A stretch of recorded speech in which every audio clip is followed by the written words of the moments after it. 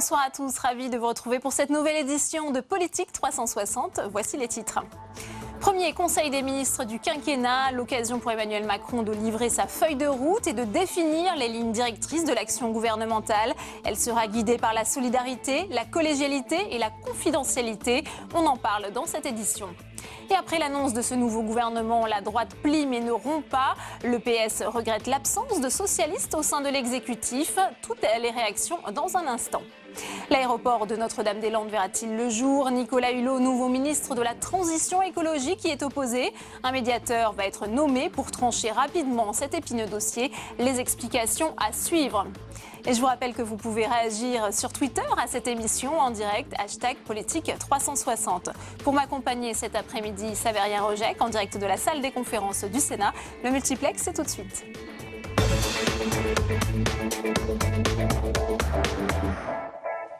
Moins de 24 heures après l'annonce du gouvernement, les ministres étaient donc réunis ce matin autour d'Emmanuel Macron pour la traditionnelle photo de famille. Le chef de l'État leur a détaillé également leur feuille de route et quelques règles de bon fonctionnement. Jérôme Rabier. Pour certains, c'est une grande première, pour d'autres, un retour à l'Élysée. Expérimentés ou non, les 22 membres du gouvernement se sont retrouvés pour un premier conseil des ministres. En voisin, le ministre de l'Intérieur Gérard Collomb est venu depuis la place Beauvau à pied, quand les deux ministres issus des rangs des Républicains, et tous deux logés à Bercy, ont décidé de faire voiture commune, comme pour montrer leur unité. Une première réunion pour montrer l'équipe gouvernementale au travail, et où le président a rappelé que chacun devait rester à sa place. Le Premier ministre est dans son rôle. Le long terme est à l'Élysée. Les arbitrages quotidiens ou du moyen terme sont faits à Matignon. Il a réaffirmé aussi que les ministres doivent être les inspirateurs, mais qu'ils soient pleinement ministres et qu'ils dirigent leur administration. La traditionnelle photo du gouvernement a eu lieu au pied de l'escalier de l'Élysée pour cause de mauvais temps à l'extérieur. Une photo de famille où peu importe d'où l'on vienne, de la droite, du centre, de la gauche ou de la société civile, chacun s'engage pour obtenir une majorité présidentielle le 18 juin prochain. Les ministres sont des militants de la majorité présidentielle.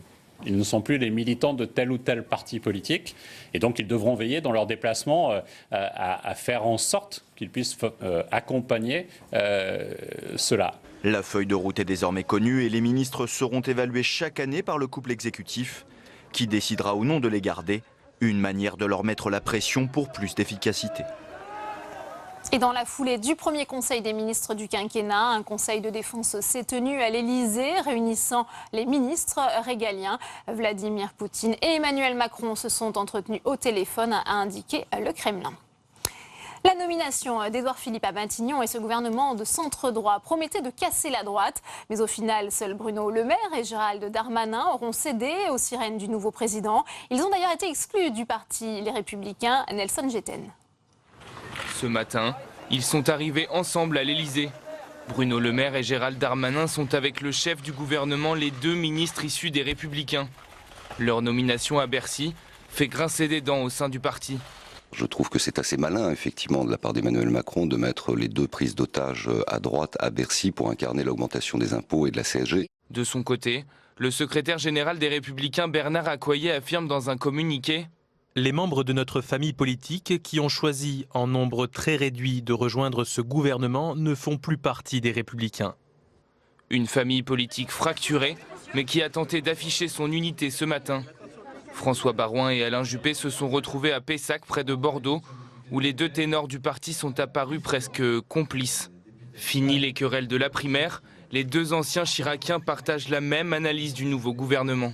Il y a certainement des gens de grande valeur que je ne connais pas, mais quand même, le retour éclatant de François Bayrou et du Modem, le retour éclatant d'anciens socialistes et de membres de cabinet ministériel de M. Hollande, plus les gens très engagés qui ne s'excusent pas d'être de gauche, pardonnez-moi, mais ce gouvernement, oui, il penche à gauche. Affaiblis par la nomination de Bruno Le Maire et Gérald Darmanin au gouvernement, les Républicains n'ont qu'un objectif, montrer que eux seuls proposent un projet de droite pour les élections législatives. La composition du nouveau gouvernement déstabilise aussi le Parti socialiste, notamment en vue des législatives. Audrey Vuettaz. Une fois n'est pas coutume, à gauche, tout le monde s'accorde pour qualifier le premier gouvernement d'Édouard Philippe de gouvernement de droite. Il y a d'abord ceux qui fustigent le tandem à l'économie. En choisissant de confier Bercy à Bruno Le Maire, et Gérald Darmanin. Le Premier ministre Édouard Philippe aura l'assurance de pouvoir mener une politique économique de droite et en même temps de droite. Même position chez Benoît Hamon qui regrette un nouveau gouvernement attendu et composé de libéraux au ministère clé. Quant à l'arrivée de 11 personnes pour représenter la société civile. Je remarque qu'elle est beaucoup recrutée dans ce gouvernement, dans les cabinets ministériels, dans les milieux d'affaires. Mais la société, la vraie, c'est-à-dire celle du monde du travail, celle qui gagne moins de 3 000 euros, moins de 2 000 ou moins de 1 800 euros par mois, comme le sont la grande majorité des Français, eh bien tout cela ne sont pas représentés dans ce gouvernement. Inquiétude aussi sur la représentation des enjeux écologiques, et ce, malgré l'arrivée de Nicolas Hulot, la fameuse prise de guerre d'Emmanuel Macron. Nicolas Hulot, là, il est bien seul dans ce gouvernement. Le maire à l'économie, il est anti-écolo. Darmanin au budget également. Le nouveau ministre de l'Agriculture n'a rien d'un écolo. Et encore une fois, il faudra des députés écologistes pour l'appuyer. C'est pour ça qu'on se présente. Et là encore, toutes les forces de gauche partagent un objectif, peser sur les législatives pour changer la couleur du gouvernement. Et on va tout de suite retrouver Saveria Rojek en direct de la salle des conférences du Sénat. Pour une première réaction, Saveria, vous êtes avec le sénateur écologiste André Gattolin, c'est à vous. Bonjour André Gattolin. Bonjour. Alors, je précise que vous avez voté Emmanuel Macron dès le premier tour. Oui. Quel regard portez-vous sur les premiers jours de cette présidence Macron, sur la composition de ce gouvernement ? Clairement, il fait ce qu'il a dit qu'il ferait. Moi, je n'ai pas été surpris par la présence d'un certain nombre d'élus républicains du centre ou du centre-droit. C'est exactement dans sa stratégie. Donc, il n'y a pas d'étonnement. Le vrai étonnement, c'est l'entrée de Nicolas Hulot au gouvernement. Alors justement, Nicolas Hulot au gouvernement, c'est une des annonces fortes. Est-ce que vous ne pensez pas que le risque, c'est qu'il ne soit qu'un trophée ? Quel regard, en tant qu'écologiste, portez-vous justement sur cette entrée de Nicolas Hulot au gouvernement ? Mon regard est positif parce que je pense que la famille de l'écologie, qu'elle soit organisée autour d'un parti comme ELV ou plus largement dans la société, elle a du poids et elle mérite d'être représentée. Et je pense franchement que Nicolas Hulot a toute légitimité à la représenter. Légitimité, oui, mais est-ce qu'il aura les mains libres pour agir ? Je connais, je crois, un peu Nicolas Hulot et un peu Emmanuel Macron. Je ne pense pas que Nicolas Hulot serait allé par simple défi. C'est quelqu'un qui a des intentions, qui aime relever des défis. L'un et l'autre, derrière des côtés très rationnels, sont des aventuriers, sont tentés par l'aventure, et je ne peux lui souhaiter que bonne chance. Alors, sur l'aéroport de Notre-Dame-des-Landes, un médiateur va être nommé. Selon vous, est-ce qu'on se dirige vers un abandon du projet ? Je rappelle bien sûr que Nicolas Hulot y est assez opposé. Oui, également, moi j'y suis opposé pour des raisons tout autant économiques qu'écologiques. Je crois que cet aéroport, et c'est bien le problème, c'est que quand on a fait les expertises, les experts sont les donneurs d'ordre. C'est un peu comme dans le nucléaire, c'est toujours EDF ou Areva qui sont à la fois les spécialistes et les gens qui construisent. La rentabilité économique de l'aéroport de Notre-Dame-des-Landes, un papier récent des Échos le rappelait, n'est absolument pas assurée. Donc si c'est pour faire payer par les deniers publics et finalement par le contribuable le coût de l'aéroport à terme. Mais est-ce que vous pensez qu'on se dirige clairement vers un abandon ? Moi, je pense que si les choses sont faites de manière intelligente et rationnelle, c'est-à-dire vraiment avec une analyse externe des coûts économiques, on va vers un abandon. Et je pense que Nicolas Hulot, son avenir au sein du gouvernement sera complètement orienté par cette décision. Et sur le nucléaire, on sait que Emmanuel Macron et Nicolas Hulot ont vraiment des visions divergentes. Non, c'est clair pour Emmanuel Macron. Il garde le timing qui avait été annoncé par François Hollande, sauf qu'il dit qu'il va le respecter. Donc il veut passer à 50% d'électricité nucléaire à un terme relativement rapproché. Non, mais vous ne pensez pas que ça va devenir rapidement un sujet de friction ? Non, je ne pense pas parce que là, les choses sont claires. Pour le coup, jamais Emmanuel Macron a dit mordicus, je construirai Notre-Dame-des-Landes, quoi qu'il arrive. Il y a beaucoup de gens au sein du Parti socialiste, historiquement, moi je n'ai rencontré, qui ont quelques doutes. C'est la satisfaction qu'on donne historiquement à Jean-Marc Ayrault et le soutien, et pas aussi fort qu'il l'a été. Donc vous allez clairement soutenir cette majorité présidentielle ici au Sénat? Moi, je vais regarder ce qui est proposé. Il y a un certain nombre de mesures qui me vont très bien. Je pense y compris dans la méthode, le fait de raccourcir les cabinets ministériels, le fait aussi de dégager un certain nombre de directeurs d'administration centrale, parce qu'à un moment, ça commence à bien faire. Ce sont les politiques qui dirigent un pays, ce n'est pas la haute administration. Je pense que ça, c'est des principes qui sont bons. Après, j'ai quelques inquiétudes sur la loi sur le travail, mais globalement, en l'état, je donne un satisfecit et je suis. Très bien. Merci beaucoup. Merci André Gattolin d'avoir répondu à nos questions. Merci. Merci beaucoup Saveria pour cette première réaction en direct. Et parmi les dossiers qui attendent l'exécutif, on vient d'en parler, la réforme du marché du travail. Pour la porter, Muriel Pénicaud, bien connue des partenaires sociaux. Cette ancienne DRH a déjà le soutien du patronat. Reste à convaincre les syndicats qui l'attendent au tournant. Cécile Sixou. Une personnalité rompue au dialogue social comme ministre du Travail. Pour une fois, MEDEF, CFDT et FO sont d'accord. Le choix de Muriel Pénicaud est un signal positif pour la négociation sur la future loi travail. C'est une femme que j'apprécie parce qu'elle a une vision et pense qu'il faut articuler le développement économique avec de la justice sociale. Et elle croit profondément au dialogue social, elle l'a dit hier aussi. Oui. Donc moi j'ai une appréciation très positive de la nouvelle ministre du Travail. Après évidemment on verra dans l'action, mais c'est une nomination qui a du sens. Le nouveau gouvernement, Jean-Claude Mailly, lui, attend de voir, inquiet après la disparition du ministère de la fonction publique qui pourrait être rattaché au portefeuille des comptes publics. Si la vision c'est la service public et la fonction publique c'est d'abord une dépense, oui, ça démarrerait mal si c'était ça.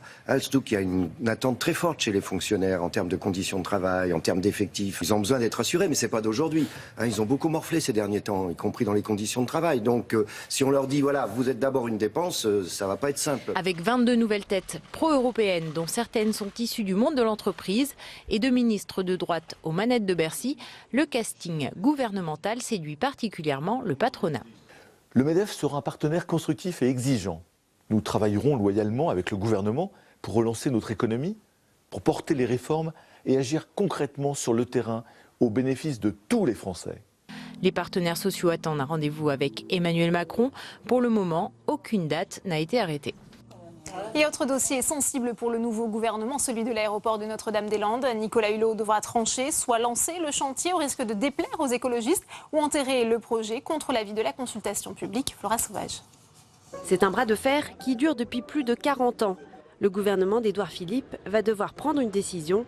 1 an après la consultation sur l'aéroport à Notre-Dame-des-Landes, le Premier ministre annonce la mise en place d'un médiateur pendant 6 mois. C'est un sujet qui est redoutablement complexe pour une raison simple, c'est que l'ensemble des autorités administratives, juridictionnelles, se sont prononcées dans le sens d'un feu vert au projet. Et accessoirement, quand on a organisé un référendum, les électeurs se sont prononcés en faveur du projet. On ne peut pas rayer ça d'un trait de plume. Il y aura un médiateur qui va permettre de mettre l'ensemble des choses sur la table, d'étudier l'ensemble des options et ensuite nous prendrons une décision qui sera assumée et qui sera claire. Nicolas Hulot, ministre de la Transition écologique et solidaire et numéro 3 du gouvernement, est opposé à la construction de l'aéroport à Notre-Dame-des-Landes. Un profil qui rassure les écologistes. Nicolas Hulot est un militant sincère, il n'est pas allé sans garantie. N'imaginez pas une seconde que Nicolas Hulot étant entré au gouvernement, Notre-Dame-des-Landes peut se faire avec Nicolas Hulot, ministre d'État, numéro 2 du gouvernement, en charge de ces sujets. Ce médiateur va tout faire pour trouver des alternatives au projet de Notre-Dame-des-Landes et notamment, pourquoi pas, réétudier le fait de modifier, d'agrandir l'aéroport actuel. Agrandir l'aéroport actuel de Nantes-Atlantique, c'est l'une des alternatives que les opposants attendent aujourd'hui du gouvernement. Et justement, les chantiers du nouveau gouvernement, porté par un exécutif inédit, censé faire la synthèse du macronisme, on en parle tout de suite avec mes invités dans le premier débat.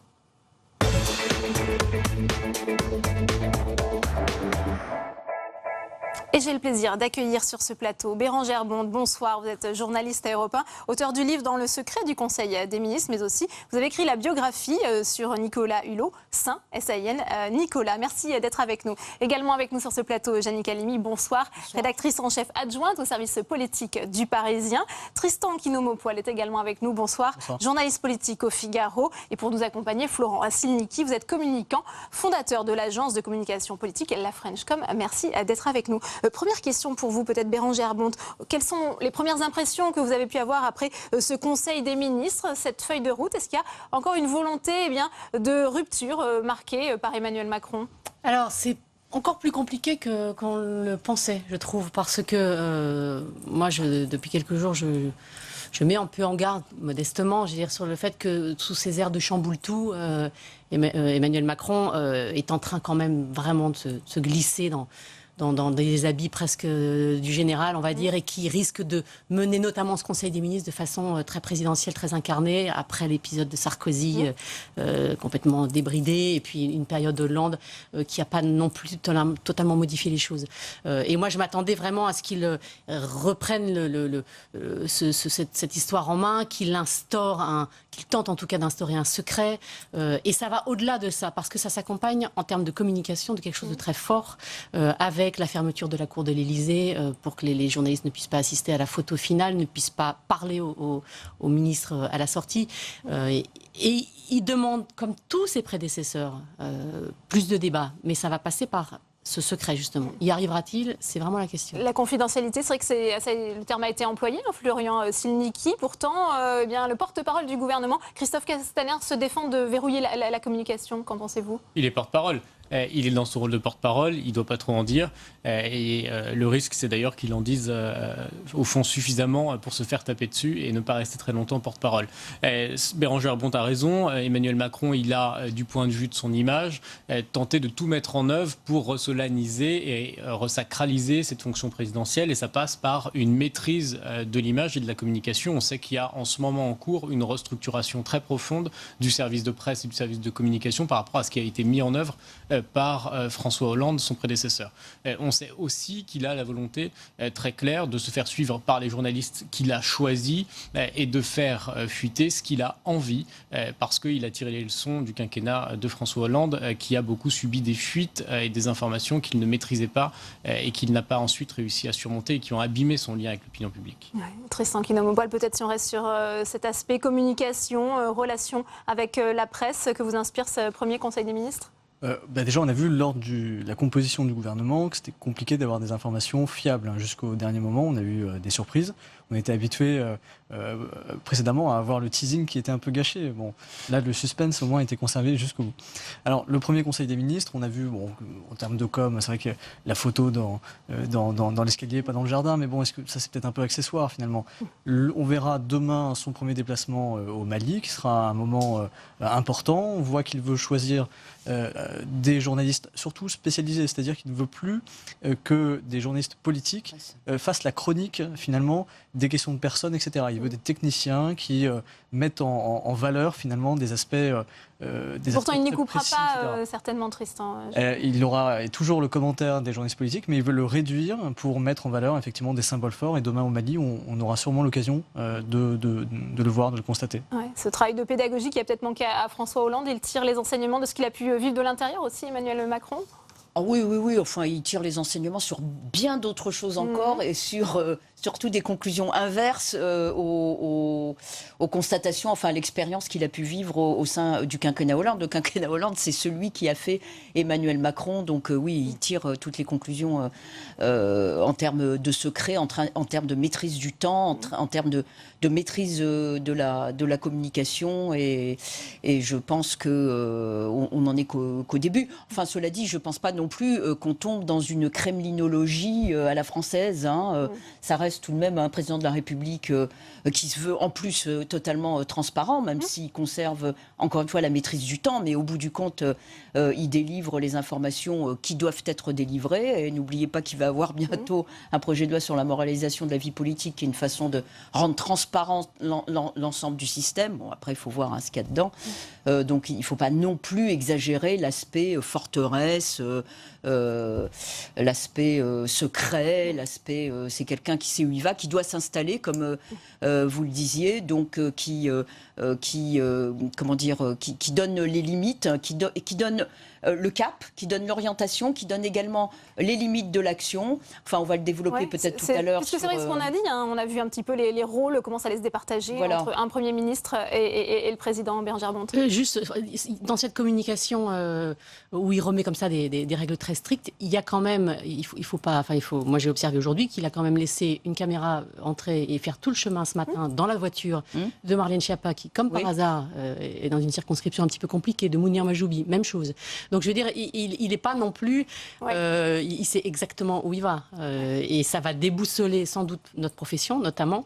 Mais bon, c'est très amusant d'observer que vraiment tous ses prédécesseurs ont rêvé de ça. Notamment pour ce qui touche à la confidentialité des débats en Conseil des ministres. Et c'est cette non-confidentialité qui a fait qu'il n'y a jamais eu de débat sur la déchéance de nationalité, parce qu'il n'y avait pas moyen d'avoir une discussion sans que tout sorte dans la presse. Enfin, c'est ce que regrettaient les ministres. Donc, est-ce qu'ils vont y arriver là? Ça peut... Tristan Quinault-Montpoil. Oui, ça peut être un peu différent lorsqu'il y aura les premières tensions au sein du gouvernement. C'est un gouvernement qui rassemble quand même des personnes qui, a priori, n'avaient rien à voir entre eux. Là, ça tient Justement, pour l'instant. elles ont été appelées à la solidarité, au travail collégial. Le jour où il y aura des arbitrages défavorables pour certains, peut-être qu'ils seront tentés de faire fuiter quelques informations. Donc, est-ce que ça va tenir dans le temps? C'est pas sûr. Cette synthèse, c'est la question pour tout le gouvernement et toute l'action du gouvernement, vu la façon dont il est composé, sans parler de l'Assemblée nationale qui va ensuite naître des prochaines élections. Est-ce que vous voyez peut-être justement la façon dont vont devoir travailler ces ministres, qui étaient encore hier parfois adversaires politiques, ça va être compliqué? Oui, je voulais juste compléter sur l'aspect communication, puisqu'on est dessus, mais c'est vrai que ce sont des vraies interrogations qui naissent au sein de la profession. Bon, après, il ne faut pas tomber dans le microcosme, mais c'est vrai que ce sont des vraies informations qui touchent à l'action gouvernementale. Et je ne sais pas si vous vous en souvenez, dans le compte-rendu fait par Christophe Castaner pas sur le perron de l'Élysée, mais enfin après le Conseil des ministres, il a bien précisé que les conseillers ministériels qui jusque-là, comme lui, lorsqu'il était, je crois que c'était chez Jospin en 1997, il parlait volontiers à la presse. Là, il a bien dit qu'il y avait des instructions extrêmement précises pour passer par les attachés de presse ou les attachés parlementaires, enfin ça c'est pour les députés ou les suppléants, mais que les conseillers étaient autorisés à parler que dans certaines limites et voire interdits de parler même à la presse et aux journalistes. Donc il y a quelque chose d'extrêmement construit.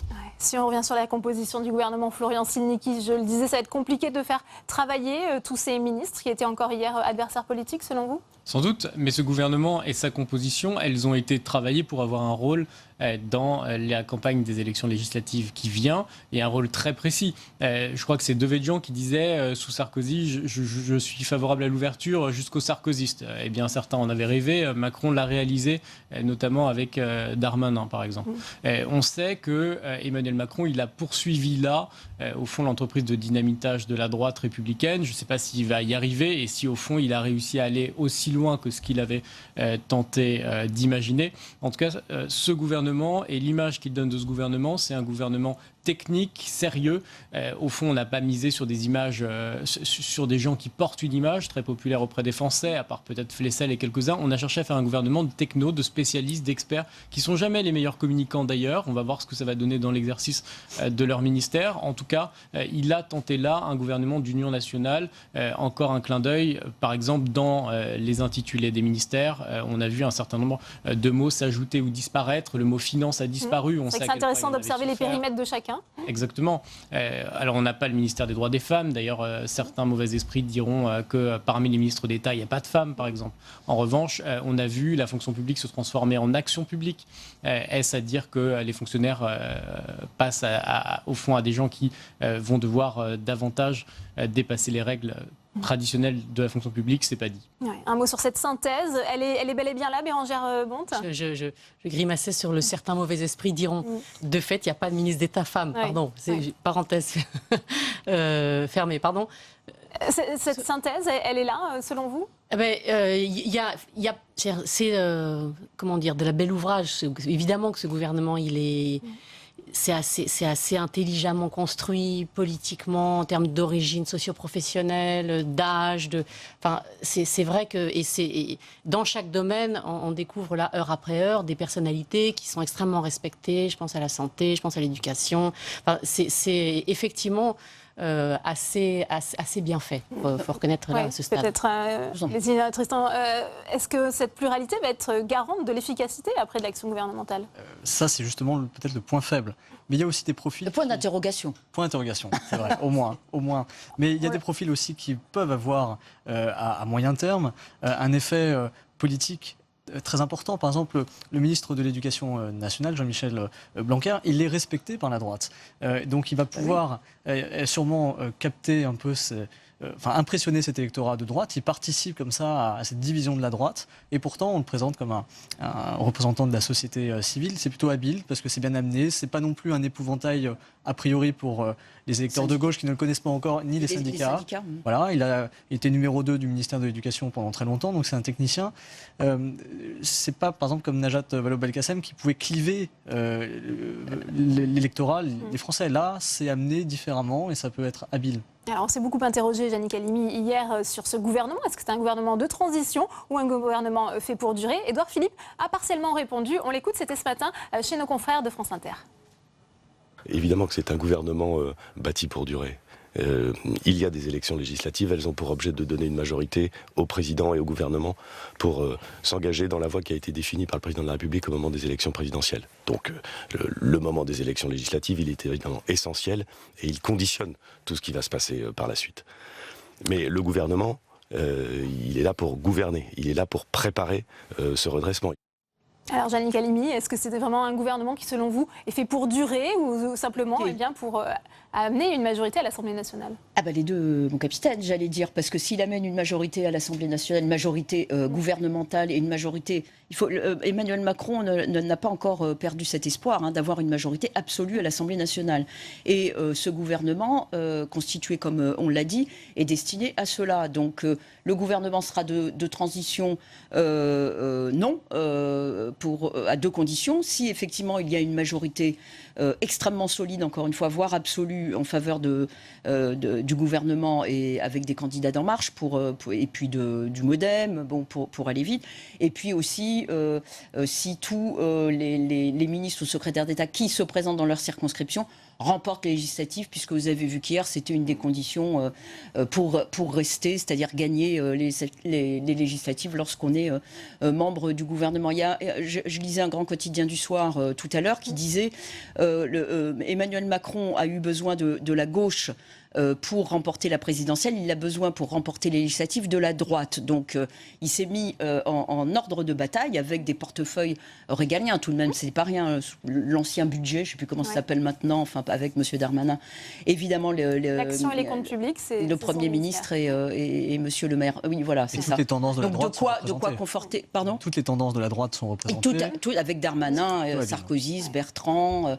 Effectivement, donc il est là l'opération de dynamitage vraiment à droite, puisqu'on aurait pu attendre d'autres personnalités politiques, peut-être plus de poids que Gérald Darmanin ou encore Bruno Le Maire. Je pense que c'est un secret pour personne. Ils auraient voulu d'autres pointures, notamment par exemple Nathalie Kosciusko-Morizet qui finalement... Jean-Pierre Raffarin qui a aussi été... Voilà, il avait été cité exactement, mais je pense que l'important n'est plus là, dans la mesure où il y a quand même des personnalités de poids à droite qui ont en plus des portefeuilles extrêmement importants. On ne va pas les reciter. Je pense que l'idée de tout ça, c'est de donner confiance à l'électorat, notamment jupéiste, voire un peu plus, si je puis dire, peut-être un peu, même quelques fillonistes, j'allais dire, d'avoir confiance dans le gouvernement et de voter pour des candidats En Marche. Voilà, alors qu'il y en ait 3 ou 4 dans la mesure où ils sont suffisamment visibles. Et puis avec une influence et un poids ministériel et gouvernemental assez fort. Après, il faut que les candidats de droite votent pour que les électeurs de droite votent pour les candidats d'En Marche. Ouais. Je pense que c'est ça le pari. On sait que maintenant, ça a été rappelé par Christophe Castaner, tous les ministres sont des militants de la majorité présidentielle. Pour ceux qui sont candidats aux législatives, ils vont devoir se présenter comme ça. Ça manque pas de saveur quand même, parce qu'effectivement, et c'est totalement inédit, totalement.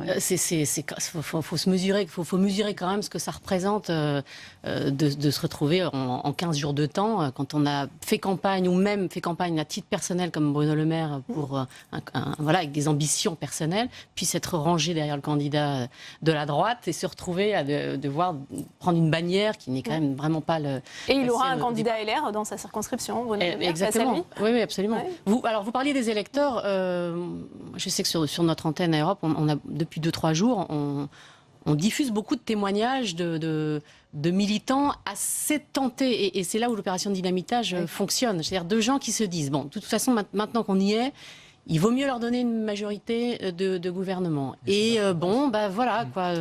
Allons-y, pardon. Les sondages progressent. Justement. Les personnalités, par exemple. Ils ont été en plus tellement déboussolés par cette campagne des Républicains et de François Fillon que. Voilà, il y a un côté après tout.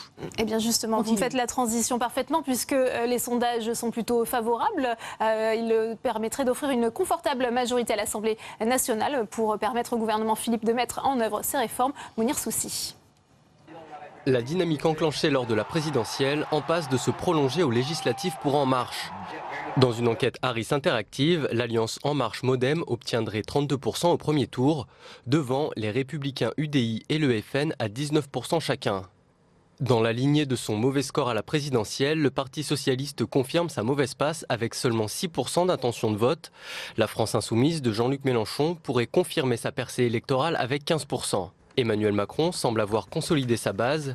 Sur les 8,5 millions d'électeurs qui ont voté pour lui au premier tour, 83% sont prêts à soutenir un candidat En Marche. Plus largement, 6 Français sur 10 souhaitent que le président ait une majorité pour gouverner. Ce sondage a été mené après la nomination d'Édouard Philippe, mais avant la composition du gouvernement. Dans une enquête publiée aujourd'hui, les chiffres sont moins encourageants. La cote de confiance du président s'élève à 45% et celle du Premier ministre à seulement 36% d'opinion favorable. À titre de comparaison, à son entrée en fonction en 2012, celle de François Hollande atteignait 58%. Une semaine après son arrivée à l'Élysée, Emmanuel Macron ne bénéficie pas du traditionnel état de grâce. Une réaction peut-être justement, on le savait, il n'aurait pas d'état de grâce, Emmanuel Macron, à son arrivée au pouvoir. Il va devoir très vite faire la preuve de son efficacité. Voilà, oui, exactement. Il a bien compris tout cela. Emmanuel Macron, il vient de nulle part. Il y a eu quand même un certain Macron-bashing pendant la campagne. Enfin bon, après on en pense qu'on veut sur le fond, mais bon, la rotonde, est-ce que ça valait vraiment tout ce déferlement de propos désagréables. Compliqué pour lui. La première semaine de l'entre-deux-tours a été très dure pour lui. Donc oui, mais son redémarrage n'était pas là. Et Marine Le Pen, à l'inverse, était prête tout de suite. Peut-être, oui. Il a utilisé ça, bien sûr. Peut-être, oui. Enfin, toujours est-il qu'il n'a pas de temps à perdre. On le voit bien, depuis qu'il est né, il n'a pas de temps à perdre, ce monsieur, j'ai l'impression. Ouais. Et donc, tout le gouvernement se met au travail. Il y en a déjà qui sont sur le terrain, par exemple, Bruno Le Maire. Maintenant, c'est à lui. Mais c'est peut-être plus simple. Enfin, je n'en sais rien, c'est très compliqué de toute façon. C'est peut-être plus simple de gravir les échelons et de conquérir la confiance que d'éviter de la perdre, je me dis. Peut-être qu'étant sur une dynamique ascendante, il peut continuer à espérer une montée. Ouais, ça va lui donner une majorité confortable à l'Assemblée nationale. Il va pouvoir bénéficier de cette dynamique, Florentine Niki, selon vous? Alors ça, il n'y a que les électeurs qui vont pouvoir le décider.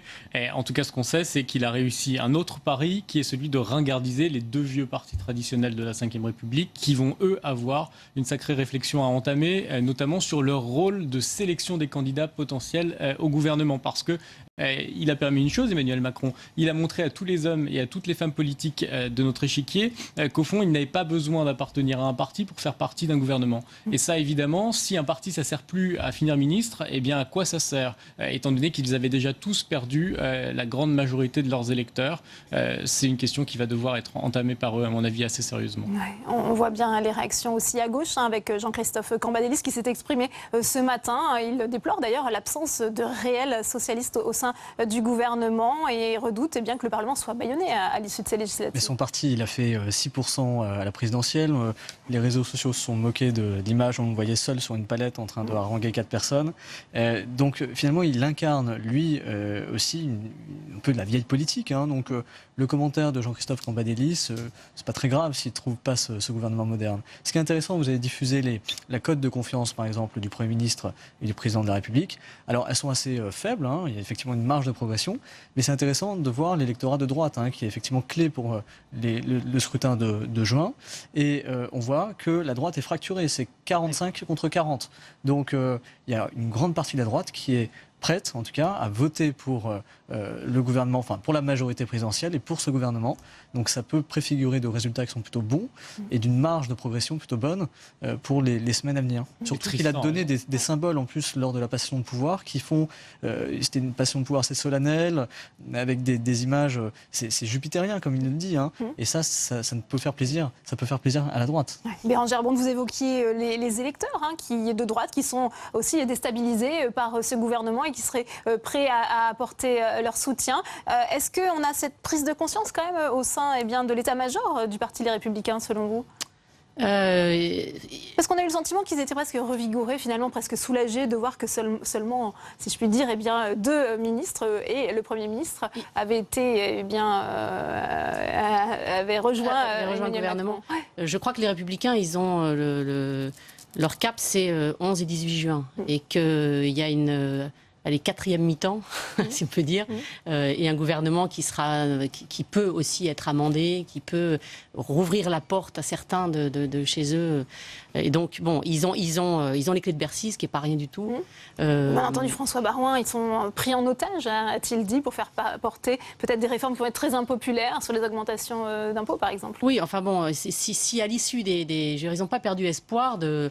Alors, peut-être pas d'avoir une majorité absolue. J'entendais Jean-François Copé hier ou avant-hier qui ici considère que c'est toujours jouable.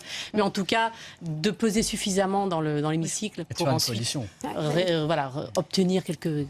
Jannick Halimi. Je ne sais pas si vous les avez vus sortir, faire leur conférence de presse après je ne sais plus quelle réunion...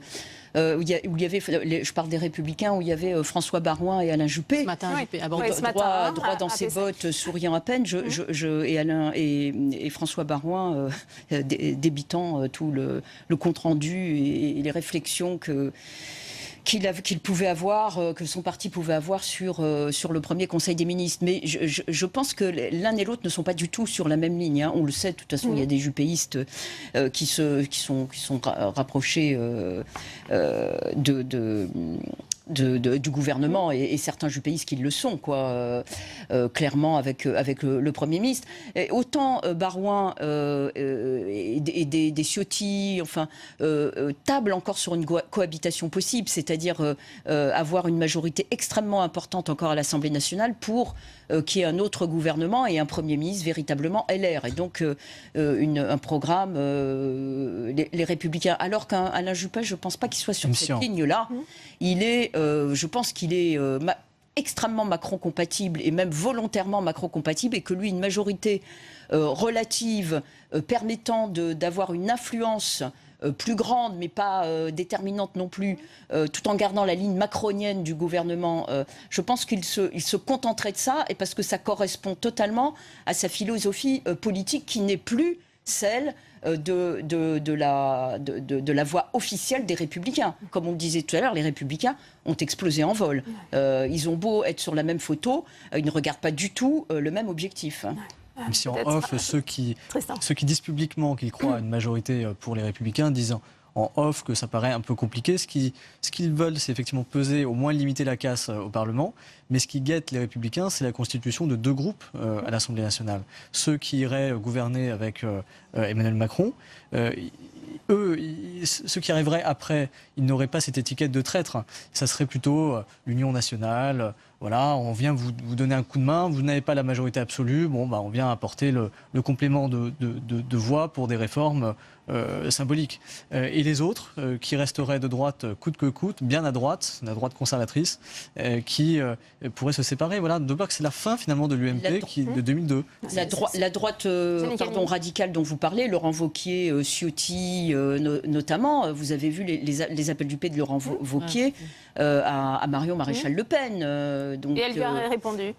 Oui, voilà, donc tout est possible là, parce que le Front National est lui aussi en voie d'implosion. On attend d'ailleurs l'intervention de Marine Le Pen. Bombe à fragmentation. Oui, ce soir. Oui, Bérangère Bonté. Et non, mais chez les Républicains, l'aile macro-compatible est en train de s'organiser. Je veux dire, l'appel, je ne sais pas combien on est de signatures, on était à 173 hier, est quand même assez conséquent. 173 élus qui voilà, cette main tendue là dont on parle, ils la saisissent. Quoi. Il a réussi cette bombe à fragmentation, si on peut dire, sur la droite Florence Sénéqui. Vous avez raison, il l'a réussi, et puis d'ailleurs, ça dépasse les Républicains. Et on voit aussi le potentiel d'attractivité d'En Marche, notamment quand on regarde l'affiche de Manuel Valls, par exemple, qui lui a décidé de s'afficher comme la majorité présidentielle alors qu'il n'a pas d'investiture et d'en adopter tous les codes graphiques. Ça démontre assez bien, moi je trouve, le pari réussi d'Emmanuel Macron à droite comme à gauche. On a commencé ce débat aussi par la répartition des rôles. Je voudrais qu'on y revienne peut-être un instant, Jannick Halimi, entre le président et le Premier ministre. Ça a été rappelé ce matin par Christophe Castaner. Le président fixe la stratégie, c'est le long terme, et le Premier ministre s'occupe des arbitrages. C'est le moyen terme. Là aussi, on a une volonté peut-être de revenir à des choses plus classiques, de tradition gaulienne, élyséenne. Oui, alors moi j'ai été frappée, on a beaucoup dit que Emmanuel Macron était un peu le grand horloger avec la maître des horloges. Maître des horloges, voilà. Oui. Je trouve qu'il est devenu, après le compte-rendu de M. Castaner, le grand ingénieur. Parce qu'il met en place la belle mécanique, et d'En Marche on n'en est plus là, la belle, qu'il espère être belle, bref, la mécanique du gouvernement où il explique, comme vous le dites, parfaitement les rôles. Un président... J'ai oublié les termes, mais enfin bref. Fixe un cap, une stratégie. Voilà, exactement. Il y a le Premier ministre qui doit arbitrer. Après, il est passé au ministre par rapport au Premier ministre, au ministre par rapport aux grandes directions de l'administration qui, comme on le sait, par exemple l'inspection des finances, l'inspection des affaires sociales, l'éducation nationale ont des pouvoirs extrêmement importants et donc il a même rappelé la façon dont devait fonctionner l'État, tous les rouages de l'État, en prévoyant même, s'il c'était nécessaire, de mettre en place une sorte de spoil system à l'américaine. Pour un renouvellement, effectivement, de tous les cadres. Un renouvellement et puis une adéquation entre les ministres et les grands patrons des administrations. Il a même parlé également, donc, comme on le disait tout à l'heure, des rapports que pouvait entretenir ou que devait entretenir le gouvernement avec la presse. Et il a rappelé qu'il y aurait une directive, je crois, une circulaire détaillant la méthode de travail qui devrait être publiée pour la méthode de travail du gouvernement. Donc vous voyez, c'est quelque chose de presque Léonard de Vinci, quoi. Il a décidé de tout. Enfin, je ne veux pas en faire un Deus ex C'est une gestion aussi un peu privée, on a envie de dire, avec les ministres qui vont devoir rendre des comptes. Leur efficacité va être évaluée, Bérangère Monte. Je partage totalement votre avis sur la place comme ça centrale du président Macron. Et moi, ça me rappelle Alain Peyrefitte, qui était le porte-parole de Gaulle. Et quand il avait pris ses fonctions dans ses premiers comptes rendus, il passait son temps. Alors, il faisait valider dans le bureau de Gaulle le compte rendu et il se faisait souffler dans les bronches à chaque fois parce que il lui disait ne parlez pas du chef du gouvernement. Le chef du gouvernement, c'est moi, le Premier ministre et le premier des ministres. C'était pas méprisant. C'était simplement restaurer et expliquer, puisque lui fondait cette Ve République, mais voilà, à quel point le président est vraiment celui qui gouverne d'une certaine façon, au sens vraiment le plus noble du terme, le plus élevé du terme, et le gouvernement, l'équipe de ministres, fait le travail technique, met en place l'action que lui a imaginée. Ouais. Tristan, sur ce point, sur l'organisation justement des rapports entre le président, le Premier ministre, aussi sur cet aspect d'efficacité, d'évaluation des ministres. Il a vu, Emmanuel Macron, que ses deux prédécesseurs, c'est-à-dire François Hollande et Nicolas Sarkozy, n'ont pas été protégés par la fonction. Au contraire, le fait d'intervenir quotidiennement sur tous les sujets, d'être le président du quotidien, on a vu, c'était Leonarda, le maximum, alors, qui a pu affecter l'image et la fonction présidentielle. Emmanuel Macron n'en veut pas, et dès la campagne présidentielle, il expliquait qu'il voulait restaurer un peu cette fonction de président de la République qui arbitre, mais qui n'est pas dans le quotidien, et envoyer au front ceux qui doivent l'être, c'est-à-dire le Premier ministre et ses ministres. Pour finir, Florence Silnicki, c'est vrai que Jeanne Calini parlait aussi de cet aspect de spoil system à l'américaine, avec un grand ménage peut-être qui va être fait chez les directeurs d'administration. Qu'est-ce que ça signifie ? En tout cas, il va rappeler qu'il est le patron, mais ce qu'il continuera à mettre en scène aux yeux des Français, c'est qu'il n'est que président de la République et que c'est son gouvernement qui déplaît. Vous savez d'ailleurs que Mitterrand nous a appris que gouverner, c'est déplaire. Eh bien, Emmanuel Macron, lui, il veut plaire aux Français et c'est pour ça qu'il veut apparaître à leurs yeux comme un monarque républicain qui est au fond la fonction présidentielle au sein de la Ve République. Eh bien, merci à vous pour votre analyse. C'est la fin de ce débat, mais on continue de parler notamment des rapports de la presse avec l'Élysée. Sont-ils partis sur de mauvaises bases ce matin? Lors du premier point presse du porte-parole Christophe Castaner, certains journalistes se sont plaints du traitement qui leur était réservé. On l'écoute. Alors ce n'est absolument pas une volonté de verrouiller la communication. C'est parce que, et vous allez le voir, la photo officielle du gouvernement n'a pas été faite dans le même cadre habituel que nous connaissons. Et que du coup, il fallait pour cela une certaine liberté d'organisation de la photo qui s'est faite sur les escaliers de l'Élysée.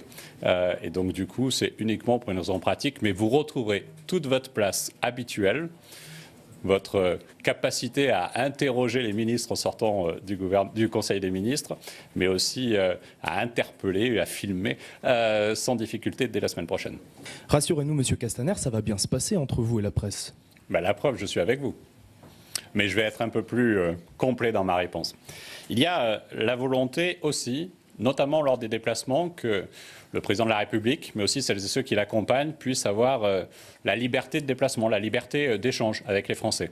Et vous savez comme moi, et on s'est croisés souvent ces dernières semaines dans la campagne électorale, que la présence de 50 journalistes, d'une dizaine de caméras, nuit un peu au dialogue direct et à l'échange que peut avoir le président de la République, qui était candidat, avec les Français. Donc il ne s'agit pas de contrôler, il ne s'agit pas d'imposer. Bien évidemment, je souhaite réaffirmer pour le président de la République et le Premier ministre le respect et notre attachement au respect de vos conditions de travail. Et comme porte-parole du gouvernement, j'y veillerai.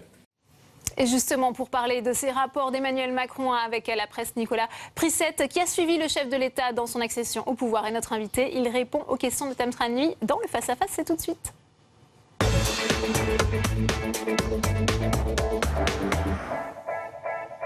Nicolas Prissette, bonsoir. Bonsoir. Je précise que vous êtes l'auteur de ce livre, Emmanuel Macron, le président inattendu. Alors on a vu à l'instant bien le porte-parole Christophe Castaner s'exprimer. On a vu aussi la volonté ce matin de cadrer vraiment la parole gouvernementale. Alors là, malgré les dénégations de Christophe Castaner, est-ce qu'il y a la volonté de verrouiller la communication et est-ce que ça vous étonne de la part d'Emmanuel Macron? Non, c'est pas très étonnant parce que dès la campagne présidentielle, eh bien, on a vu comment Emmanuel Macron fonctionnait en termes de communication, c'est-à-dire une communication avec une certaine distance avec les journalistes. Emmanuel Macron n'a pas du tout été dans, vous savez, la proximité des off, c'est-à-dire ces moments privilégiés où les journalistes peuvent parler avec un candidat sous le sceau du secret, sous le sceau de l'anonymat pour avoir ses impressions, son analyse de la situation, des petites phrases qui peuvent alimenter les articles ou les commentaires. Emmanuel Macron n'est absolument pas là-dedans. Il a maintenu, donc je le disais, une forme de distance avec les journalistes par théorie de la rareté de la parole présidentielle. Ça rappelle un peu le type de communication qui avait été celui de Jacques Pilan, vous savez, un grand gourou de la communication des années 80 qui avait conseillé à la fois François Mitterrand et après Jacques Chirac. Ah oui, François Mitterrand, on l'a vu, hein, une figure très importante pour Emmanuel Macron. Vous écrivez d'ailleurs dans votre livre qu'il ne veut pas s'épancher auprès des scribouillards. Comment considère-t-il les journalistes pour vous ? Eh bien, je le disais avec une forme de distance.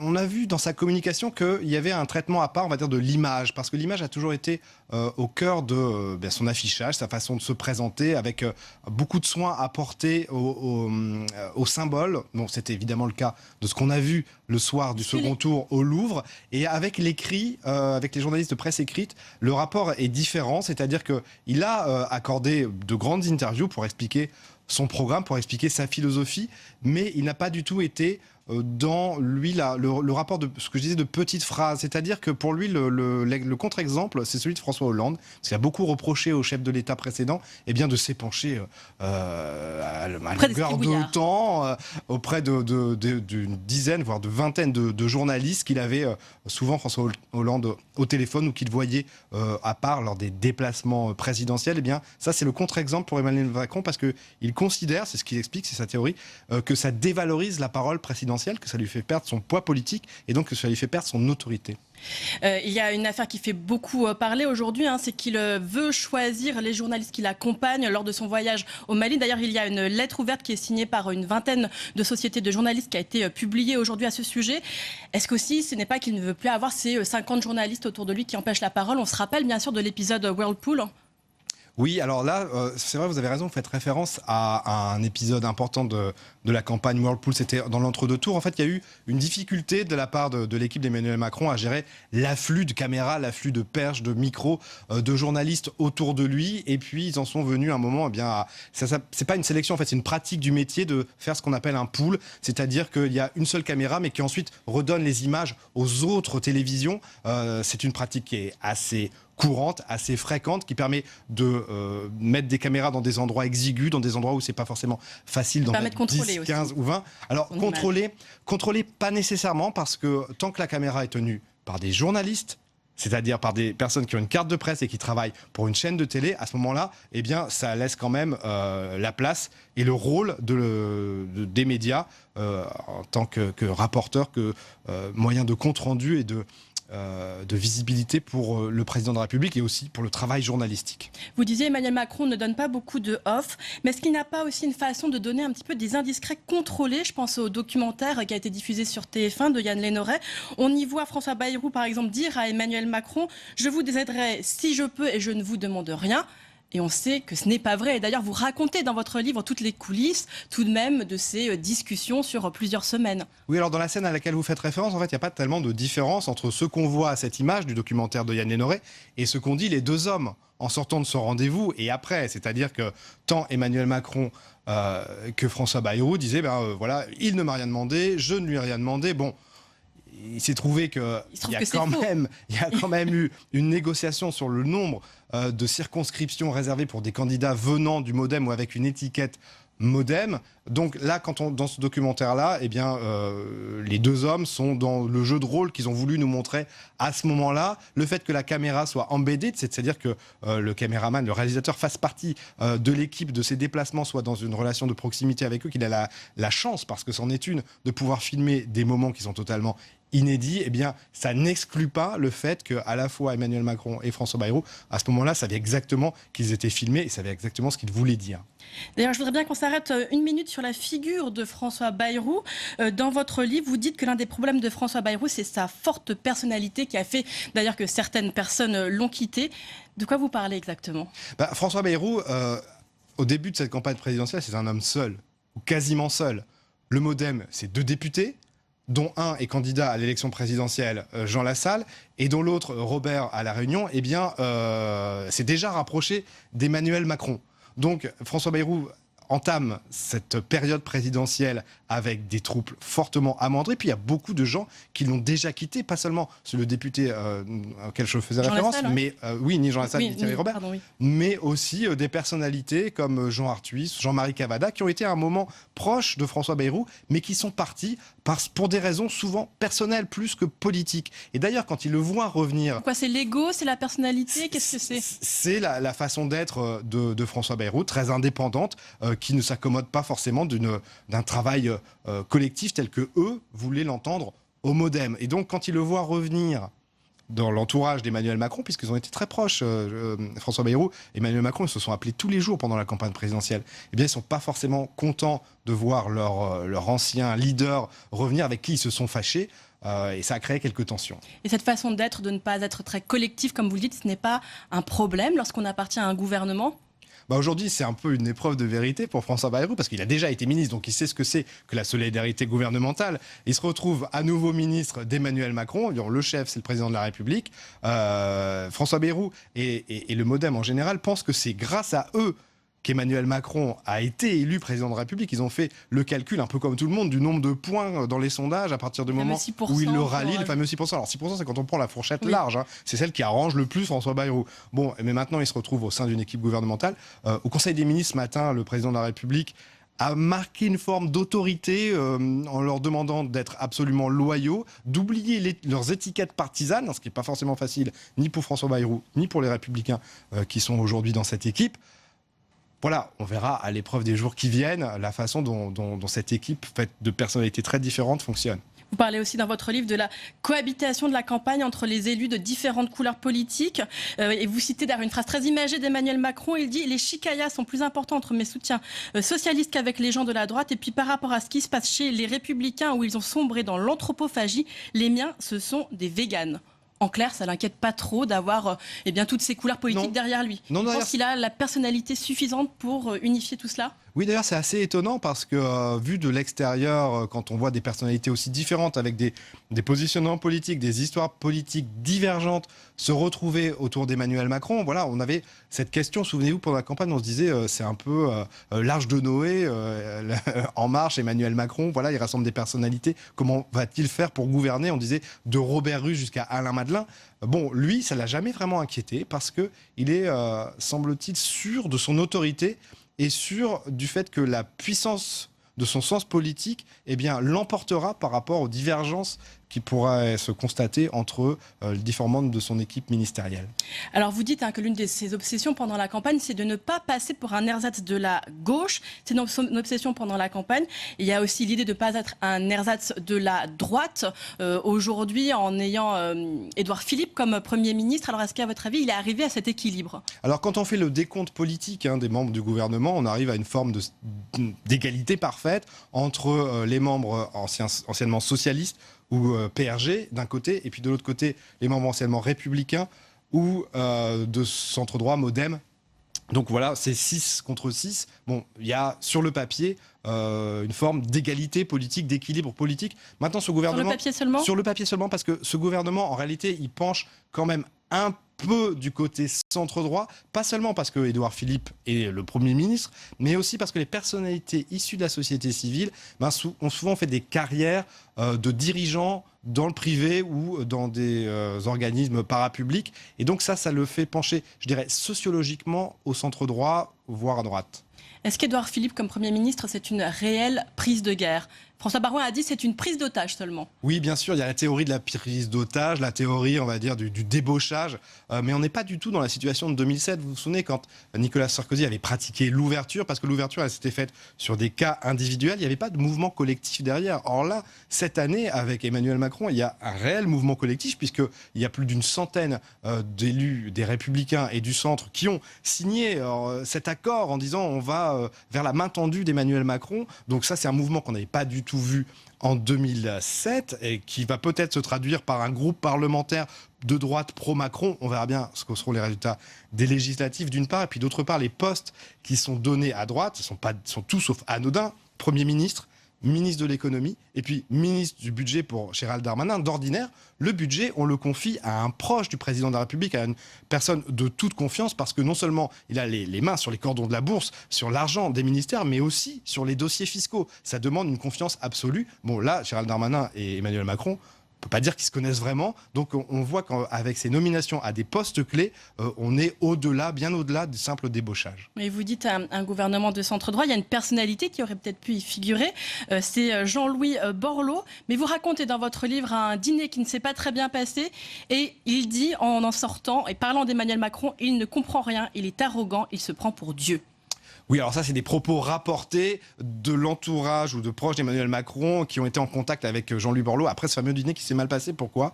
Parce que Jean-Louis Borloo a, semble-t-il, bien été trop gourmand en termes de demande de circonscription. Il y avait déjà cet accord avec le MoDem qui était, on va dire, dans les tuyaux. Borloo est arrivé avec quelque chose qui ressemblait, semble-t-il, davantage à un accord d'appareil qu'Emmanuel Macron a refusé. Et pour vous, ce n'est pas réellement la personnalité d'Emmanuel Macron qui a coincé ? Non, je pense que là, il y a vraiment une raison politique. Un mot, enfin, vous parlez du poids de la tâche qui attend Emmanuel Macron quand il se découvre élu. Il mesure le poids qui repose sur ses épaules à ce moment-là. S'il se rate en 2022, c'est le Front National. Vous croyez aussi à cette analyse ?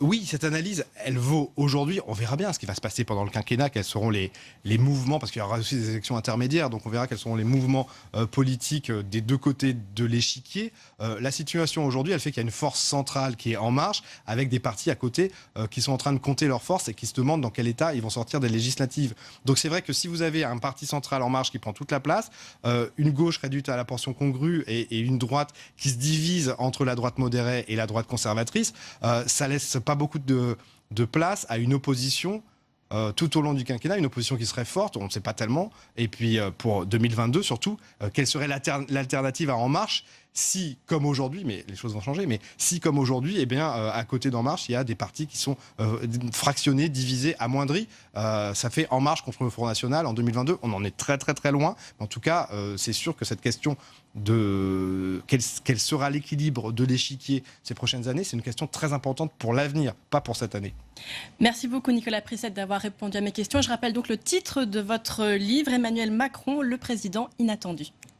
Merci beaucoup Tam, merci à vous Nicolas Prissette. Il est bientôt 19h, toujours en direct sur Public Sénat. Tout de suite, le rappel des titres.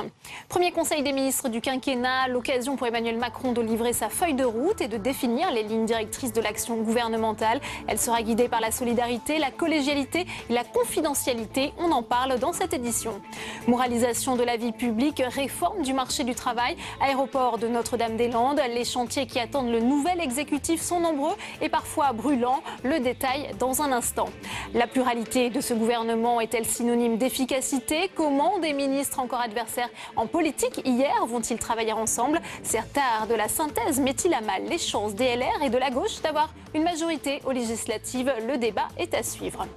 Et je vous rappelle que vous pouvez réagir en direct à cette émission sur Twitter avec le hashtag politique360. Moins de 24 heures après l'annonce du gouvernement, les ministres étaient donc réunis ce matin autour d'Emmanuel Macron. Le chef de l'État leur a détaillé leur feuille de route et quelques règles de bon fonctionnement. Jérôme Rabier. Pour certains, c'est une grande première, pour d'autres, un retour à l'Élysée. Expérimentés ou non, les 22 membres du gouvernement se sont retrouvés pour un premier Conseil des ministres. En voisin, le ministre de l'Intérieur Gérard Collomb est venu depuis la place Beauvau à pied, quand les deux ministres issus des rangs des Républicains, et tous deux logés à Bercy, ont décidé de faire voiture commune, comme pour montrer leur unité. Une première réunion pour montrer l'équipe gouvernementale au travail, et où le président a rappelé que chacun devait rester à sa place. Le Premier ministre est dans son rôle. Le long terme est à l'Élysée. Les arbitrages quotidiens ou du moyen terme sont faits à Matignon. Il a réaffirmé aussi que les ministres doivent être les inspirateurs, mais qu'ils soient pleinement ministres et qu'ils dirigent leur administration. La traditionnelle photo du gouvernement a eu lieu au pied de l'escalier de l'Élysée pour cause de mauvais temps à l'extérieur. Une photo de famille où, peu importe d'où l'on vienne, de la droite, du centre, de la gauche ou de la société civile, chacun s'engage pour obtenir une majorité présidentielle le 18 juin prochain. Les ministres sont des militants de la majorité présidentielle. Ils ne sont plus des militants de tel ou tel parti politique et donc ils devront veiller dans leurs déplacements à faire en sorte qu'ils puissent accompagner cela. La feuille de route est désormais connue et les ministres seront évalués chaque année par le couple exécutif qui décidera ou non de les garder, une manière de leur mettre la pression pour plus d'efficacité. Et dans la foulée du premier conseil des ministres du quinquennat, un conseil de défense s'est tenu à l'Élysée. Il a réuni les ministres régaliens. Vladimir Poutine et Emmanuel Macron se sont d'ailleurs entretenus au téléphone, a indiqué le Kremlin. Et je vous le disais, les chantiers sont nombreux, entre moralisation de la vie publique, emploi, plans sociaux et déficit budgétaire. La feuille de route est déjà bien remplie. Jérôme Rabier. À peine nommé, le nouveau gouvernement devra très vite s'atteler aux chantiers prioritaires annoncés par Emmanuel Macron durant sa campagne. Le premier d'entre eux doit être un grand projet de loi de moralisation de la vie politique, conséquence de l'affaire Fillon et de l'accord politique signé avec François Bayrou. Ce sera un nouveau pas vers plus de transparence, une des priorités du chef de l'État. Deuxième gros chantier, la réforme du Code du travail. Le gouvernement devra de suite s'y atteler, car Emmanuel Macron a déjà dit qu'il passera par ordonnance sur ce sujet. Seule une loi d'habilitation l'autorisant à le faire devant être votée dès cet été par le Parlement. Au programme de cette réforme, plafonnement des indemnités prud'homales et prédominance des accords d'entreprise dans de nombreux domaines. En contrepartie, les entreprises qui abusent des contrats courts paieraient davantage de cotisations que celles créant des emplois pérennes.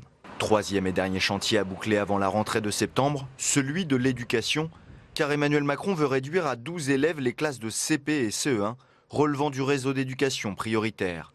Et il a promis une mise en place progressive dès cette rentrée. Mais cela pose de nombreuses questions car il faudrait alors changer d'affectation des professeurs des écoles et trouver des locaux ou réaliser des aménagements pour ces nouvelles classes. L'agenda du gouvernement d'Édouard Philippe est donc déjà chargé, même s'il est susceptible d'évoluer en fonction du résultat des élections législatives. Et le premier texte qui sera porté par François Bayrou, le président du Bodem, nouveau garde des Sceaux, concerne la moralisation et la transparence de la vie politique. Après le Pénélope Gate, il va s'atteler à la question des emplois familiaux. Le détail avec Nelson Jetten. Lors de sa passation de pouvoir, le nouveau ministre de la Justice, François Bayrou, a rappelé l'importance de la loi sur la moralisation de la vie publique, premier chantier du quinquennat Macron. C'est une loi qui me tient particulièrement à cœur.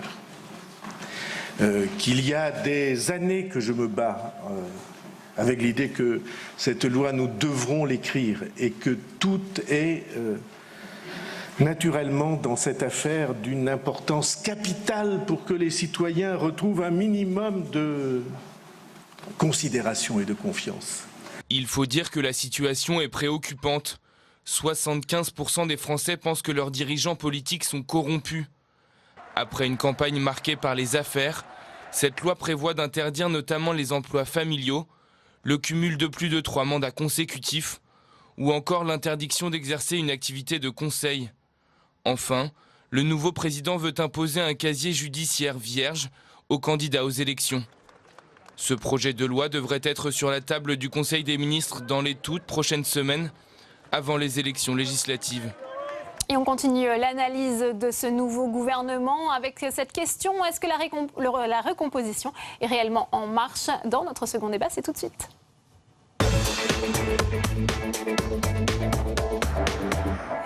Et mes invités sur ce plateau, Fabienne Keller, bonsoir. Merci d'être avec nous, sénatrice LR du Bas-Rhin. Vous êtes signataire de la tribune qui a été signée par une trentaine de personnalités LR et UDI pour accepter de répondre à la main tendue par Emmanuel Macron. Merci d'être avec nous. Yann Brossat est également présent sur ce plateau. Bonsoir. Vous êtes adjoint communiste à la mairie de Paris, vous êtes en charge des questions de logement et d'hébergement d'urgence. Philippe Juvin est également avec nous. Bonsoir. Vous êtes le maire LR de la Garenne-Colombes et vous êtes député européen. Et enfin, j'accueille Stéphane Troussel. Bonsoir. Vous êtes président du conseil départemental socialiste de la Seine-Saint-Denis. Merci à vous. Première question pour vous, Fabienne Keller. Quel regard vous portez sur ce nouveau gouvernement? Est-ce que c'est un habile dosage justement pour amener une majorité confortable à Emmanuel Macron et à son Premier ministre, Édouard Philippe, aux législatives? Alors ce gouvernement est conforme à l'engagement d'Emmanuel Macron de gouverner la France au centre-gauche et centre-droit, même si on sent bien que la partie centre-gauche est beaucoup plus importante. Donc il faudra peut-être attendre les législatives pour un rééquilibrage. De belles personnalités. Moi, je suis très heureuse en tant que personne investie dans l'écologie que Nicolas Hulot ait accepté la fonction. Jean-Michel Blanquer est aussi un grand pédagogue sur ce sujet tellement important de l'école. Donc voilà, un gouvernement On a entendu ce matin Christophe Castaner, le porte-parole du gouvernement, dire que tous les ministres à présent sont des militants sur le terrain de cette majorité présidentielle. Est-ce que ça pose problème quelque part, notamment pour, pour Bruno Le Maire ou encore Gérald Darmanin, même si on sait qu'ils ont été exclus des LR? Ce qui est clair, c'est que pour Philippe Juvin, pour moi-même, pour la plupart des Républicains, nous allons faire campagne avec nos candidats investis par l'UDI et les Républicains. Les candidats En Marche feront leur propre campagne et il y aura un résultat le 18 juin qui donnera Vous allez soutenir qui, vous Moi, je sais où j'habite, je sais d'où je viens, donc sans nul doute, je soutiendrai les candidats de la droite et du centre que je connais depuis longtemps. Mais candidat LR investi par le parti voilà, et des parfois Républicains. UDI, enfin ça dépend des accords qui ont été passés. Mais je veux témoigner combien ils sont concrètement eux-mêmes dans une démarche de construction avec ce nouveau gouvernement, puisqu'ils l'écrivent dans leurs documents, ils le disent à l'occasion de leurs réunions, ils sont très pragmatiques et je crois qu'ils entendent les habitants qui leur demandent maintenant de travailler, d'avancer, de réformer la France. Stéphane Troussel, une réaction, cette pluralité du gouvernement, ça va apporter de l'efficacité? C'est la recomposition finalement qui avait été annoncée par Emmanuel Macron, elle est bien là? Bon, alors certes, en ce moment c'est l'ouverture du Festival de Cannes, donc on nous fait beaucoup commenter le casting, mais plutôt que de commenter le casting, il y a effectivement des gens tout à fait respectables, honorables, plutôt que de commenter le casting. Moi, ce qui m'intéresse, c'est le scénario qu'ils vont écrire, tous ces gens. Et il y a quand même quelques interrogations, parce que quelques contradictions entre, par exemple, si je prends les questions écologiques. Moi, j'ai beaucoup de respect et je crois l'engagement, bien sûr, de Nicolas Hulot totalement sincère. Il a toujours refusé d'appartenir, de faire partie d'un gouvernement, donc c'est plutôt une réussite là, de la part d'Emmanuel Macron. Bien évidemment, mais tout de même entre les positions très favorables au lobby nucléaire du Premier ministre et la volonté de Nicolas Hulot, par exemple, d'accélérer la transition écologique, de faire le choix des énergies renouvelables, il va y avoir là quelques contradictions. Donc moi, je suis pour la clarté et je suis pour que ma formation politique, elle se situe clairement, compte tenu du projet politique qui a été celui proposé par le président de la République à l'occasion de l'élection présidentielle, à savoir la fin du clivage gauche-droite. Moi, je crois le clivage gauche-droite encore pertinent, même s'il faut le renouveler, le refonder, et notamment ma formation politique. Il n'est pas temps de sortir justement de ce clivage gauche-droite, d'aller vers une troisième voie, non, parce que je crois que pour la à la Tony Blair, par exemple? Non, parce que je crois que pour la démocratie, c'est sain qu'il y ait des majorités, des oppositions.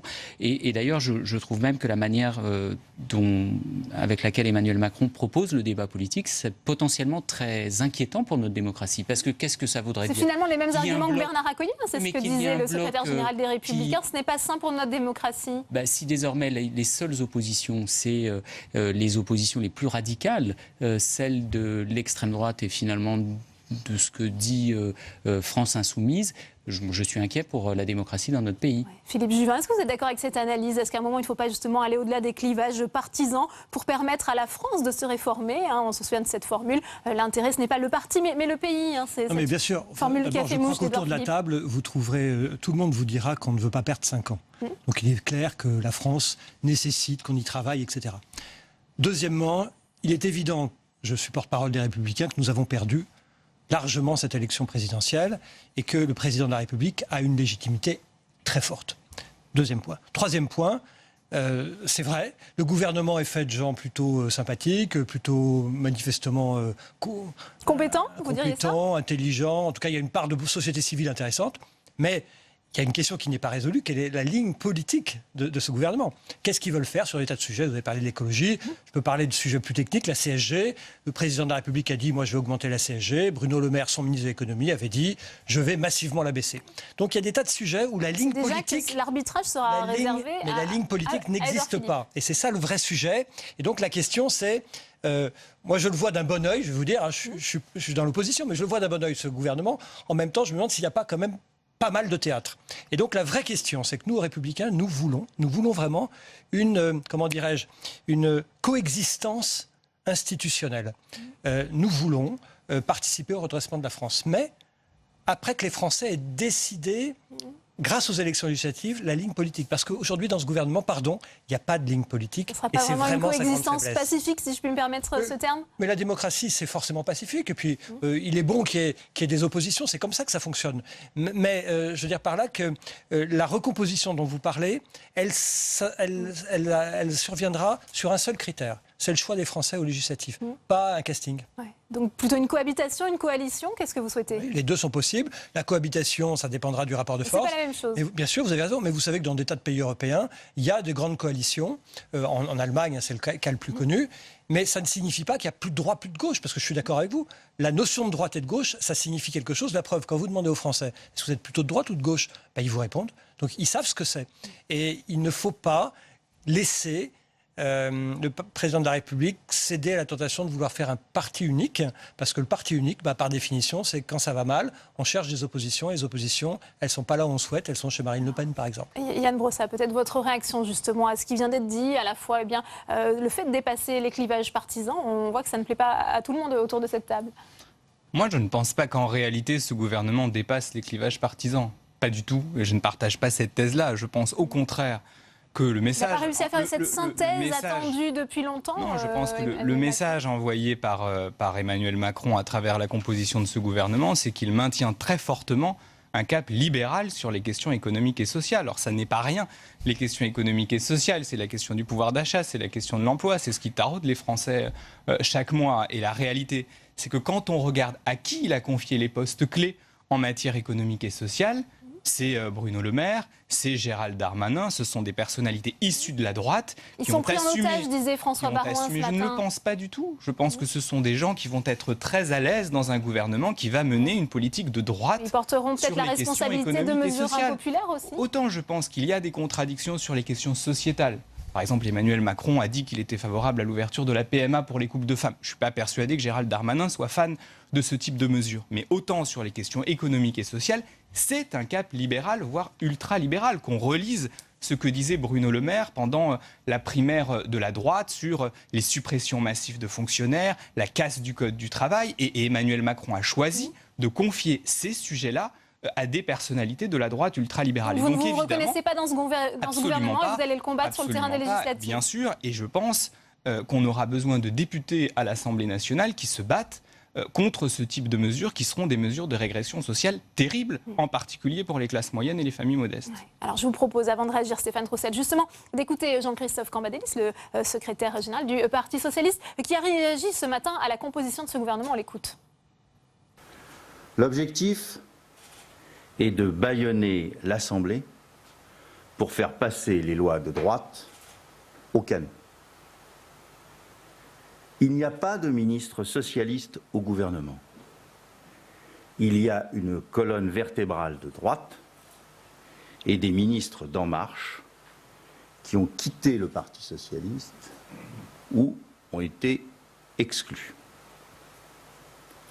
En choisissant de confier Bercy à Bruno Le Maire et Gérald Darmanin, le Premier ministre Édouard Philippe aura l'assurance de pouvoir mener une politique économique de droite et en même temps de droite. Stéphane Troussel, on vient d'entendre le premier secrétaire du Parti socialiste. Cette absence de ministre socialiste, vous partagez ce constat ?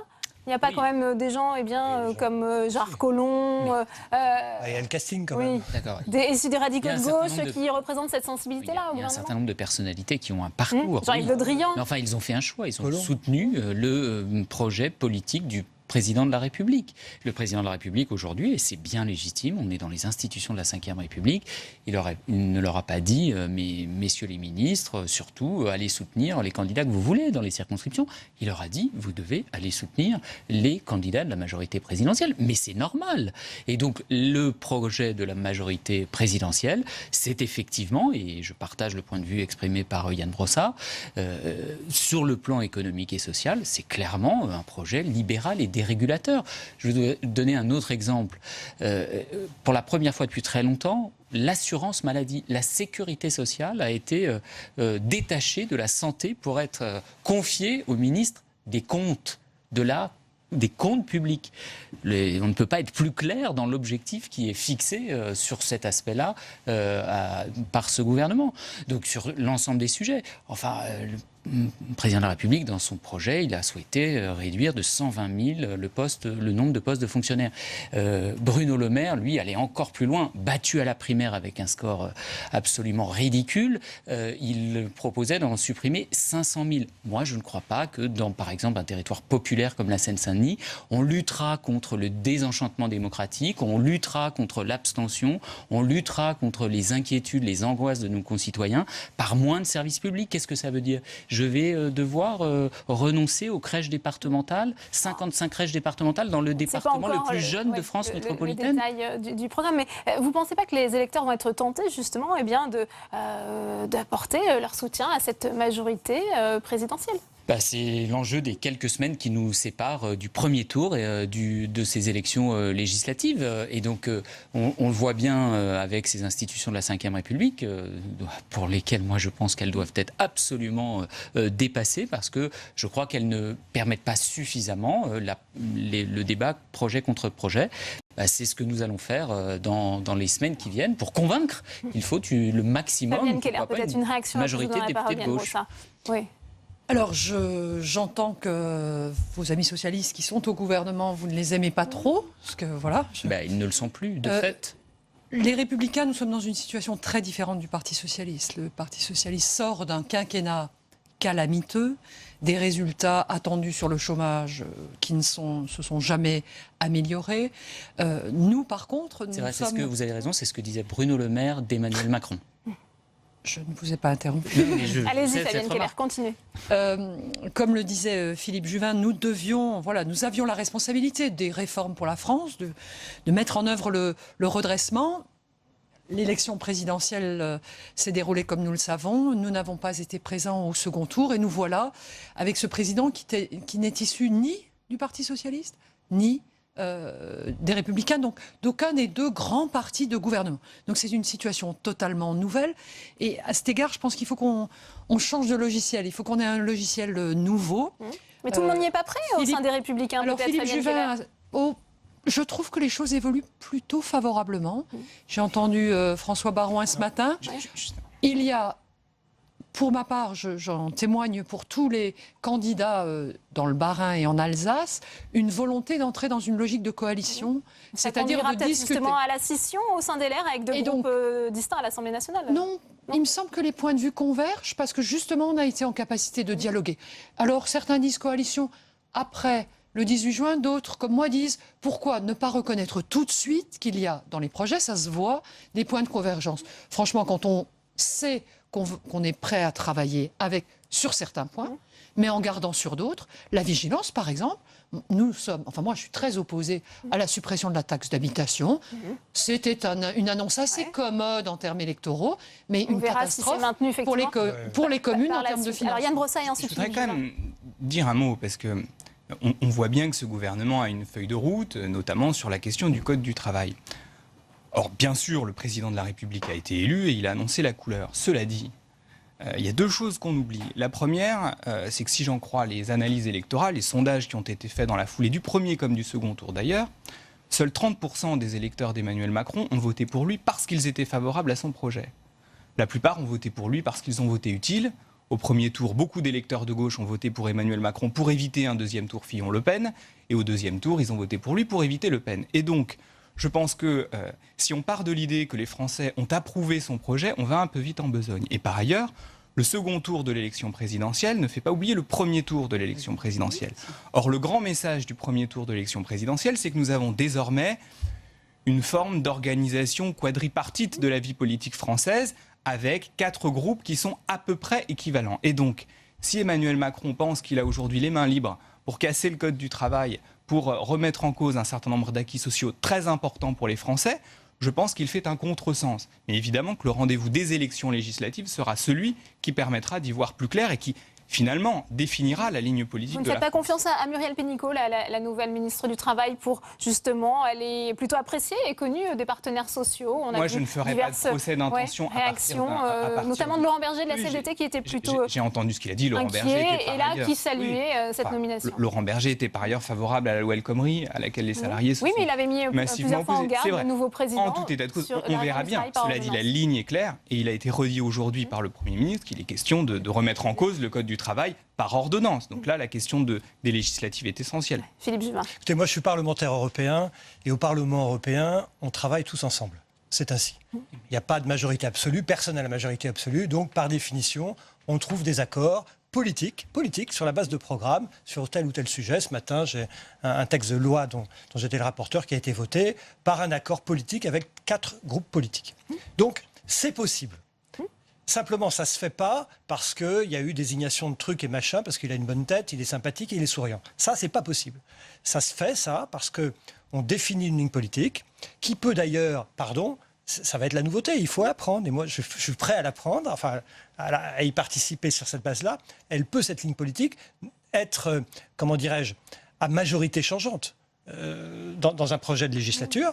Ça se fait en Allemagne. En Allemagne, il y a les socialistes et le PPE, c'est-à-dire les Républicains, l'équivalent à la CDU, qui travaillent ensemble au gouvernement. Mais c'est pas pour ça que les socialistes ne disent que du bien de Mme Merkel. Donc, avec Macron, pour être très franc, la difficulté, c'est que, premièrement, il a clairement gagné les élections et il nous ringardise tous, pardon.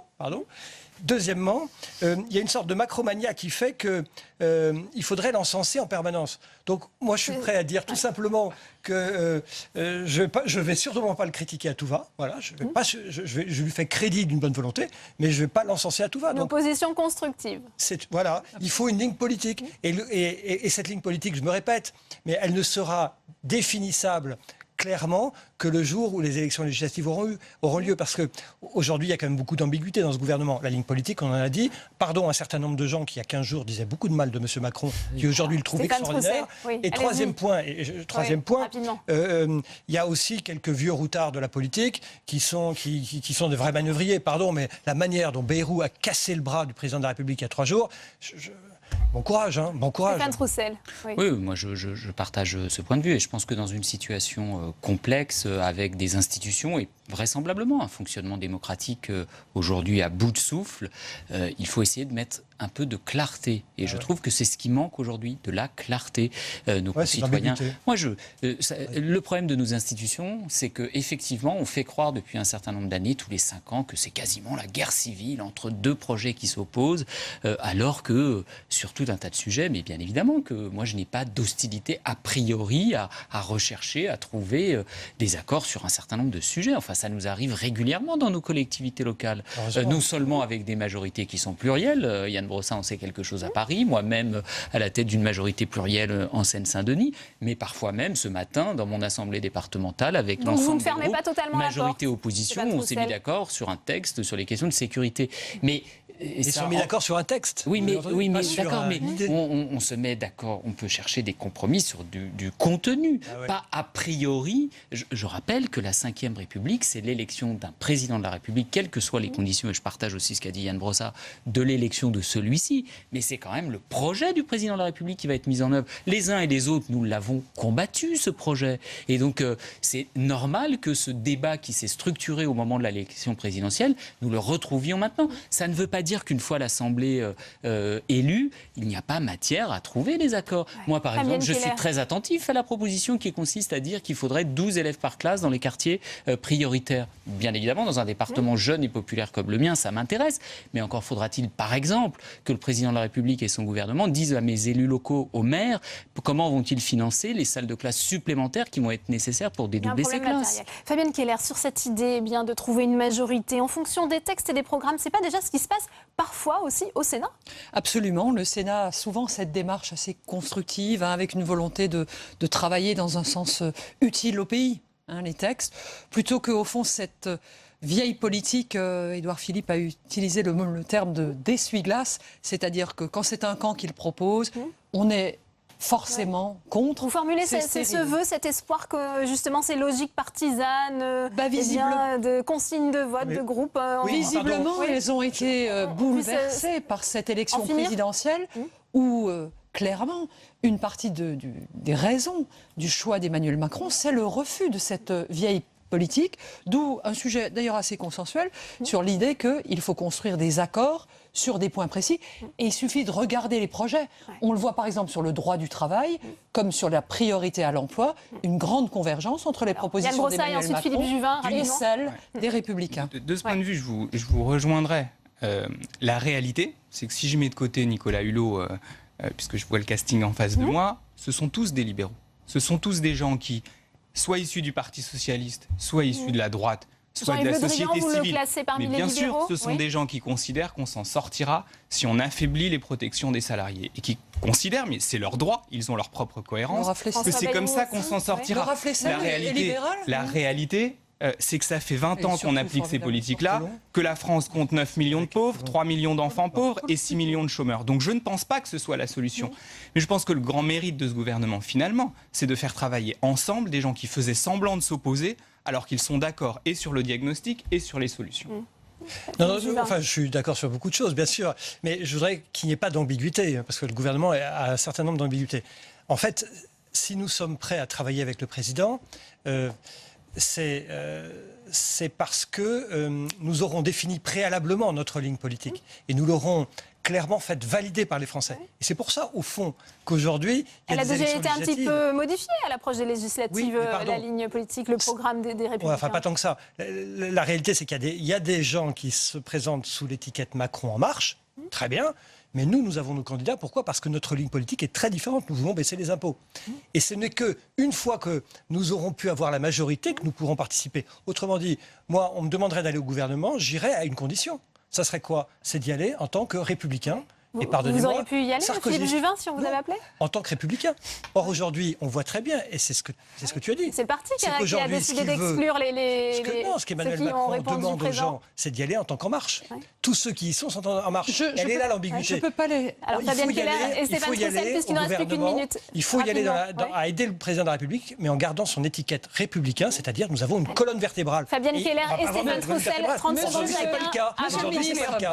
Fabienne Keller ensuite. Je voudrais rappeler qu'Édouard Philippe, au moment même de son installation, a rappelé qu'il est de droite. Moi, j'ai travaillé avec lui pendant plus de 2 ans avec Alain Juppé. C'est un homme qui porte les valeurs de la droite et du centre. Mais la question, c'est quelle est sa politique ? Pour les porter au sein de ce gouvernement, qui est un gouvernement à nouveau de centre-droit et centre-gauche.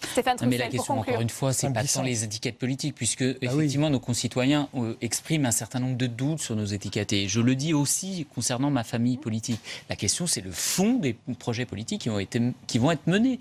Donc moi, je ne crois pas que notre pays, et encore une fois, notamment pour un département populaire comme la Seine-Saint-Denis, ça soit une bonne chose d'augmenter la CSG. Parce que je sais que pour les retraités modestes, par exemple, ou les agents publics, ça va être moins de pouvoir d'achat. Je ne pense pas que ça soit une bonne chose dans un département comme le mien, de supprimer 120 000 à 500 000 fonctionnaires, de supprimer l'impôt sur la fortune. Justement, si les propositions sont confirmées ou amendées. C'est la fin de ce débat. Pardon, Philippe Juvin. Merci à vous. Merci Fabienne Keller. Merci Stéphane Roussel. Merci Yann Brossa. Fin de cette édition à 22h, la suite de l'analyse politique de ce nouveau gouvernement avec Sonia Mabrouk et ses invités. Bonne soirée à tous.